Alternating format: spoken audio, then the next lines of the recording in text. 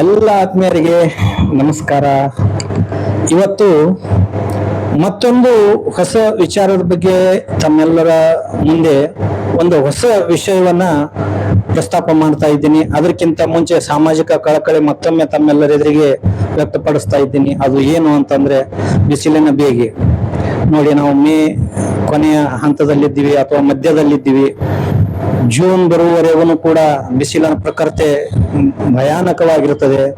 ಆ ಬಿಸಿಲಿನ ಪ್ರಖರತೆಯಿಂದ ನಮ್ಮನ್ನ ನಾವು ರಕ್ಷಿಸಿಕೊಳ್ತಾ ನಮ್ಮ ಮನೆ ಮುಂದೆ ಬರ್ತಕ್ಕಂಥ ಪ್ರಾಣಿಗಳನ್ನ ಅಥವಾ ಪಕ್ಷಿಗಳನ್ನ ಕೂಡ ನಾವು ಮಾನವೀಯತೆಯಿಂದ ನೋಡೋಣ. ಅವುಗಳಿಗೂ ಕೂಡ ಒಂದು ನೀರಿನ ವ್ಯವಸ್ಥೆ, ಅನ್ನದ ವ್ಯವಸ್ಥೆ, ಕಾಳಿನ ವ್ಯವಸ್ಥೆಯನ್ನ ಮಾಡೋಣ. ಅದೇ ತರ ನಮ್ಮ ಮನೆಯಲ್ಲಿ ಇರತಕ್ಕಂಥ ವಯಸ್ಸಾದ ವೃದ್ಧರು ಮತ್ತು ಮಕ್ಕಳನ್ನು ಕೂಡ ಈ ಬಿಸಿಲಿನ ಬೇಗೆಯಿಂದ ನಾವು ಕಾಪಾಡ್ತಾ ಈ ಬೇಸಿಗೆಯನ್ನ ಕಳೆಯೋಣ ಅಂತ ಈ ಸಂದರ್ಭದಲ್ಲಿ ಹೇಳ್ತಾ ಮತ್ತೊಂದು ಮುಖ್ಯವಾದಂತ ವಿಚಾರವನ್ನ ತಮ್ಮೆಲ್ಲರೆದುರಿಗೆ ನಾನು ಪ್ರಸ್ತುತಪಡಿಸಕ್ಕೆ ಬಯಸ್ತಾ ಇದ್ದೀನಿ. ಅದು ಏನು ಅಂತಂದ್ರೆ, ಆತ್ಮೀಯರೇ, ಯಾವುದೇ ಒಂದು ವಿಚಾರದಲ್ಲಿ, ಯಾವುದೇ ಒಂದು ಸಂದರ್ಭದಲ್ಲಿ, ಯಾವುದೇ ಒಂದು ತೊಂದರೆಗಳಲ್ಲಿ ನಾವು ನಮ್ಮ ತೊಂದರೆಗಳನ್ನ ಅಥವಾ ನಮ್ಮ ಸಂತೋಷವನ್ನ ನಾವು ಯಾರಿಗೋ ಅರ್ಪಣೆ ಮಾಡ್ತೀವಿ. ಅವನಿದ್ದಾನೆ. ಈಗ ತಂದೆ ನಮಗೆ ಅನುಕೂಲ ಮಾಡಿದ್ರೆ ನಮ್ಮ ತಂದೆ ಇದ್ದಾನೆ, ಅಥವಾ ನಮ್ಮ ಬಂಧು ಬಳಗ ಯಾರ ಇದ್ದಾರಂದ್ರೆ ಅವರಿಗೆ ಹೇಳ್ತೀವಿ, ಅಥವಾ ಸ್ನೇಹಿತರ ಇದ್ರೆ ಇಲ್ಲ ಅವನಿದ್ದಾನೆ ಅಂತ ಹೇಳಿ. ಅದೇ ತರ ನಮ್ಮ ದುಃಖ ದುಮ್ಮಾನಗಳನ್ನ ಮತ್ತು ನಾವು ಅನುಕೂಲತೆಯನ್ನ ಪಡಿಬೇಕು ಅಂತಂತಂದ್ರೆ ಅದು ಭಗವಂತನಿದ್ದಾನೆ ಅಂತ ಹೇಳ್ತೀವಿ ನಾವು. ಈಗ ನಾನು ಭಗವದ್ಗೀತೆಯನ್ನು ಓದುವಾಗ ಅಲ್ಲಿ ಕೆಲವೊಂದು ಸಾಲಗಳಲ್ಲಿ ಇದನ್ನ ವ್ಯಕ್ತಪಡಿಸಿದ್ರು. ಏನು ಅಂತಂದ್ರೆ, ಪ್ರತಿನಿತ್ಯ ನಾವು ಮಾಡ್ತಕ್ಕಂಥ ಕರ್ಮಗಳೇನಿರ್ತಾವಲ್ಲ, ಆ ಕರ್ಮಗಳನ್ನ ನಾವು ಒಳ್ಳೆಯ ಕರ್ಮಗಳನ್ನ ನಾವು ಮಾಡಿ ಆದ ಮೇಲೆ ಕೃಷ್ಣನಿದ್ದಾನೆ ಅಂತೇಳಿ ನೀವು ಹೇಳಿ ನಿಮ್ಮ ಎಲ್ಲ ಒಳ್ಳೆಯ ಕರ್ಮಗಳನ್ನ ನೀವೇನ್ ಮಾಡಿರ್ತೀರಲ್ಲ ಅದಕ್ಕೆಲ್ಲ ಕೃಷ್ಣನ ತಥಾಸ್ತು ಇರ್ತದೆ, ಅಸ್ತು ಇರ್ತದೆ ಅಂತ ಹೇಳ್ತಾರೆ. ಇದಕ್ಕೆ ಉದಾಹರಣೆಗೆ ನೋಡಿ, ಕೃಷ್ಣ ತುಂಬಿದ ಸಭೆಯಲ್ಲಿ ದ್ರೌಪದಿಯನ್ನ ದುಶಾಸನ ಎಳೆದು ತರ್ಲಿಕ್ ಬಿಡ್ತಾನೆ, ಆದ್ರೆ ವಸ್ತ್ರಾಪರಣ ಮಾಡ್ಲಿಕ್ಕೆ ಬಿಡಲ್ಲ.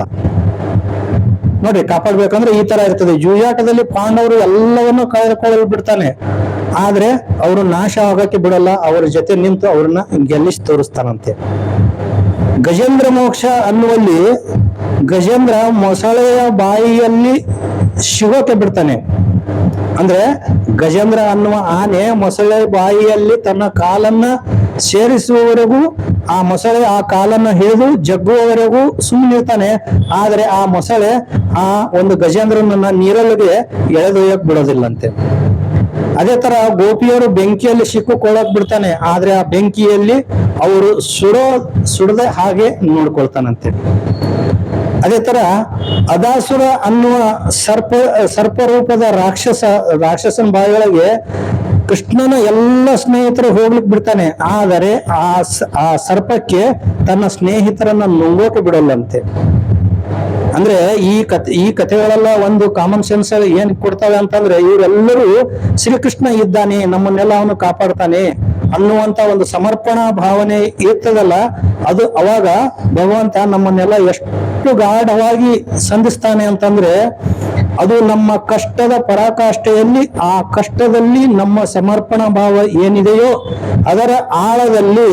ಅದರ ಆಳ ಎಷ್ಟಿದೆಯೋ ಅಷ್ಟು ಗಾಢವಾಗಿ ನಮ್ಮನ್ನ ಸಂಧಿಸ್ತಾನಂತೆ. ನೋಡಿ, ನಾವು ಭಕ್ತಿಯಿಂದ ಭಯದಿಂದ ಆ ಭಗವಂತನನ್ನ ನೆನೆಸಿದಾಗ ಆ ಭಗವಂತ ನಮ್ಮನ್ನ ಯಾಕೆ ನೋಡಲ್ಲ ಹೇಳಿ? ನಾವು ಆ ಭಗವಂತನ ಮೇಲೆ, ಆ ಕೃಷ್ಣನ ಮೇಲೆ ಎಷ್ಟೊಂದು ನಂಬಿಕೆ ಇಟ್ಟಿರ್ತೀವಲ್ಲ ಅಷ್ಟು ನಮಗೆ ರಿಟರ್ನ್ ಆಗಿ ಸಿಗ್ತದೆ. ಕೃಷ್ಣ ಅಂತ ಒಬ್ಬನೇ ಅಲ್ಲ, ನಿಮ್ಮ ಬೇಡಿದಂತ ನಿಮ್ಮ ಭಯ ಭಕ್ತಿ ಇರತಕ್ಕಂತ ಗುರುಗಳನ್ನಾಗ್ಲಿ ಅಥವಾ ನಿಮ್ಮ ಮನೆಯ ದೇವರನ್ನಾಗ್ಲಿ ನೀವು ಬೇಡ್ಕೊಳ್ಳಿ, ಆ ದೇವತೆಗಳಿಂದ ನಮಗೆ ಯಾವಾಗಲೂ ಆಶೀರ್ವಾದ ಸಿಗ್ತದೆ ಅಂತ ಹೇಳ್ತಾರೆ. ನೋಡ್ರಿ, ಶ್ರೀಕೃಷ್ಣ ನಮ್ಮ ದೋಣಿಯಲ್ಲಿ ಕುಳಿತಿದ್ದಾನೆ ಅಂತಂದ್ರೆ ಅಲ್ಲಿ ಬಿರುಗಾಳಿ ಬರೋದಿಲ್ಲ, ಪ್ರಳಯ ಆಗೋದಿಲ್ಲ, ಅದೆಂಥದ್ದೇ ತಡೆ ಬಂದ್ರೂ ಸಹಿತ ನಮ್ಮ ದೋಣಿ ಮುಳುಗೋದಿಲ್ಲ. ಯಾಕಂದ್ರೆ ಕೃಷ್ಣ ಇದ್ದಾನೆ ಎನ್ನುವ ನಂಬಿಕೆ ನಮ್ಮನ್ನ ಕಾಪಾಡ್ತದೆ ಅಂತ ಹೇಳ್ತಾರೆ ಭಗವದ್ಗೀತೆಯಲ್ಲಿ. ಕೃಷ್ಣನ ಮಹಾತ್ಮೆ ಬಹಳ ಇದೆ. ಎಲ್ಲೋ ನಿಂತಂತ ಗೋಪಿಕೆಯರು ತಮಗೆ ತೊಂದರೆ ಆದಾಗ ಕೃಷ್ಣ ಅಂತ ಕೈ ಮಾಡಿ ಕರೆದ್ರೆ ಆ ಕೃಷ್ಣ ಅಲ್ಲಿ ಬಂದ್ಬಿಡ್ತಾನಂತೆ. ಇದಕ್ಕೆ ಒಂದು ಮಾರ್ಮಿಕವಾದ ಕಥೆ ಇದೆ, ಸಣ್ಣದು ಒಂದ್ 2 ಲೈನ್ ಅಲ್ಲಿ ಕಥೆ ಇದೆ. ಏನು ಅಂತಂದ್ರೆ, ಒಂದ್ಸಾರಿ ಒಬ್ಬ ವಯಸ್ಸಾದ ಅಜ್ಜಿ ನೀರ್ ತರಕ್ ಹೋಗಿರ್ತಾವಂತೆ, ನೀರು ತುಂಬಿರ್ತಾವಂತೆ. ಆ ಕೊಡ ಎತ್ತು ಆಗೋದಿಲ್ಲ ಎತ್ತೋಕೆ. ಆಗ ಕೃಷ್ಣ ಎದುರಿಗೆ ಕೂತಿರ್ತಾನಂತೆ. ಆ ಅಜ್ಜಿ ಹೇಳ್ತಾವಂತೆ, ಈ ಕೊಡ ಎತ್ತಿ ಕೊಡು ನನಗೆ ಅಂತೇಳಿ. ಆದ್ರೆ ಕೃಷ್ಣ ಅದಕ್ಕ ಆ ಕಡೆ ನೋಡೋದಿಲ್ಲಂತೆ. ಆದ್ರೆ ಹೇಗೋ ಮಾಡಿ ಆ ಅಜ್ಜಿ ಆ ಕೊಡವನ್ನ ತಲೆಯ ಮೇಲೆ ಇಟ್ಕೊಂಡು ತನ್ನ ಮನೆಗೆ ಬಂದಾಗ ಮನೆಯ ಮುಂದೆ ಕೃಷ್ಣ ನಿಂತಿರ್ತಾನಂತೆ. ಅವಾಗ ಆ ಅಜ್ಜಿ ಅಪೇಕ್ಷೆ ಪಡದೆ ಅಜ್ಜಿಯ ತಲೆಯ ಮೇಲೆ ಇರ್ತಕ್ಕಂಥ ಭಾರವನ್ನ ಕೃಷ್ಣ ತಳಗೊಳಿಸ್ತಾನಂತೆ. ಆಗ ಅಜ್ಜಿ ಕೇಳ್ತಾಳಂತೆ, ಅಲ್ಲಿ ನಾನು ಬಾಯಿ ತೆಗೆದು ಕೇಳಿದ್ರು ನೀ ನನಗೆ ಹೆಲ್ಪ್ ಮಾಡ್ಲಿಲ್ಲ, ಇಲ್ಲಿ ನೀನು ನಾನು ಹೇಳದೇನೆ ಯಾಕೆ ಇಳಿಸಿದೆ ಅಂತ. ಆಗ ಕೃಷ್ಣ ಹೇಳ್ತಾನಂತೆ, ಭಾರ ಹೊರಿಸುವ ಕೆಲಸ ನಂದಲ್ಲ, ಭಾರವನ್ನು ಇಳಿಸುವ ಕೆಲಸ ನಂದು. ಯಾವಾಗ್ಲೂ ನಾನು ಯಾರ ಮೇಲೇನು ಭಾರ ಹಾಕಲ್ಲ, ಭಾರವಾಗಿದ್ದನ್ನು ಇಳಿಸೋದು ಮಾತ್ರ ನನಗ್ ಗೊತ್ತು ಅಂತ ಹೇಳ್ತಾನಂತೆ ಶ್ರೀಕೃಷ್ಣ ಪರಮಾತ್ಮ. ಜೀವನದಲ್ಲಿ ಏನೇ ನಡೀತಿರ್ಲಿ ಅದರಿಂದ ಏನೋ ಒಂದು ಒಳ್ಳೆಯದಾಗುತ್ತೆ ಅನ್ನೋ ನಂಬಿಕೆ ಇರಲಿ ಮತ್ತು ಗಾಢವಾದ ಸಮರ್ಪಣಾ ಭಾವ ಇರಲಿ. ಆಗ ಕೃಷ್ಣ ಬಂದೇ ಬರ್ತಾನೆ, ಕಾಪಾಡ್ತಾನೆ. ಕೃಷ್ಣನ ಮೇಲೆ ನಂಬಿಕೆ ಇರಲಿ, ಆ ನಂಬಿಕೆಯೇ ನಮ್ಮ ಕಾಪಾಡೋದು. ಶ್ರೀಕೃಷ್ಣನಿದ್ದಾನೆ ಎನ್ನುವ ಭಾವನೆ ನಮ್ಮ ನಂಬಿಕೆ ಅಂತ ಹೇಳ್ತಾರೆ. ಎಷ್ಟು ಮಾರ್ಮಿಕವಾಗಿದೆ. ಕೃಷ್ಣ ಅನ್ನುವ 2 ಅಕ್ಷರ ಇದೆಯಲ್ಲ, ಅದು ಇಡೀ ಮಹಾಭಾರತವನ್ನೇ ಗೆಲ್ಲಿಸಿಕೊಡ್ತು. ಕೃಷ್ಣ ಅನ್ನುವ 2 ಅಕ್ಷರ ಇಡೀ ಒಂದು ದುಷ್ಟ ಸಂಸಾರವನ್ನೇ ಹೊಸಕ್ಕೆ ಹಾಕ್ತು. ಕೃಷ್ಣ ಅನ್ನುವ 2 ಅಕ್ಷರವೇ ಒಂದು ಪಾಂಡವರು ಅನ್ನುವಂತ ಒಂದು ಕುಲವನ್ನ ಉತ್ತುಂಗಕ್ಕೆ ತೆಗೆದುಕೊಂಡು ಹೋಯ್ತಂತೆ.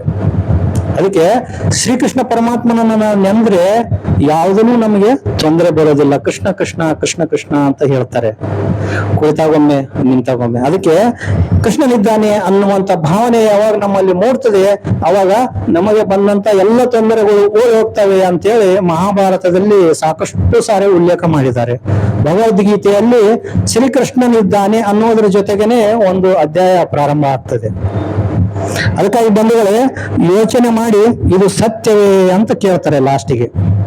ಕೃಷ್ಣನಿದ್ದಾನೆ ಅಂದಾಗ ನಮಗ್ ಬಂದಂತ ತೊಂದರೆಗಳೆಲ್ಲ ದೂರ ಆಗ್ತವೆ. ಇದ್ರ ಬಗ್ಗೆ ನೀವು ಯೋಚನೆ ಮಾಡಿ ಇದು ಸತ್ಯವೇ ಅಂತ ಹೇಳ್ತಾರೆ.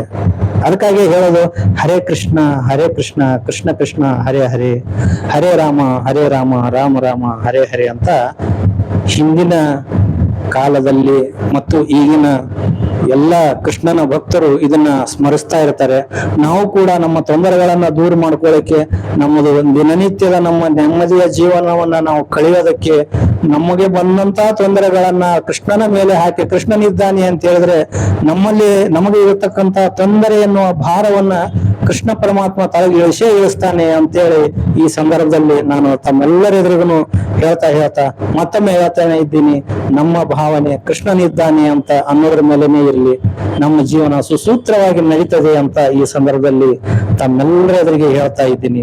ನೀವು ಕೂಡ ನಿಮ್ಮ ತೊಂದರೆಗಳನ್ನ ಕೃಷ್ಣನಿಗೆ ಒಪ್ಪಿಸಿ, ಅವನು ಆ ತೊಂದರೆ ಎನ್ನುವ ಭಾರವನ್ನ 100ಕ್ಕೆ 100ರಷ್ಟು ತಳಗೆ ಇಳಿಸ್ತಾನೆ ಅನ್ನುವಂತ ಒಂದು ಭಾವನೆಯಿಂದ ಈ ಕೃಷ್ಣನಿದ್ದಾನೆ ಅನ್ನುವಂತ ವಿಚಾರದ ಮೇಲೆ ತಮ್ಮೆಲ್ಲರೆದುರಿಗೆ ಈ ವಿಷಯವನ್ನು ಪ್ರಸ್ತಾಪಿಸಿದ್ದೀನಿ. ಇದು ನಿಮ್ಮೆಲ್ಲರಿಗೂ ಒಳ್ಳೆಯದನ್ಸಿತ್ತು ಅಂತಂದ್ರೆ ಒಂದು ಲೈಕ್ ಮತ್ತು ಕಮೆಂಟ್ ಮಾಡಿ ಸಬ್ಸ್ಕ್ರೈಬ್ ಮಾಡೋದನ್ನ ಮರಿಬೇಡಿ. ಮತ್ತು ಕೂಡ ನಿಮ್ಮ ಜೀವನದಲ್ಲೂ ಕೂಡ ಕೃಷ್ಣ ಎಲ್ರಿಗೂ ಒಳ್ಳೆಯದು ಮಾಡ್ಲಿ. ನೀವು ಕೂಡ ಆ ಕೃಷ್ಣನ ಮೇಲೆ ಭಾರ ಹಾಕಿ ಕೃಷ್ಣನಿದ್ದಾನೆ ಅಂತ ಹೇಳಿ ನಿಮಗೆ ಬಂದ ತೊಂದರೆಗಳಿಗೆ ಹೇಳಿ, ಆಗ ಆ ತೊಂದರೆಗಳು ತಮ್ಮ ತಾನೇ ಮಾಯ ಆಗ್ತವೆ ಅಂತ ಈ ಸಂದರ್ಭದಲ್ಲಿ ಹೇಳ್ತಾ ನನ್ನ 2 ಮಾತುಗಳನ್ನು ಮುಗಿಸ್ತಾ ಇದ್ದೀನಿ. ಧನ್ಯವಾದಗಳು.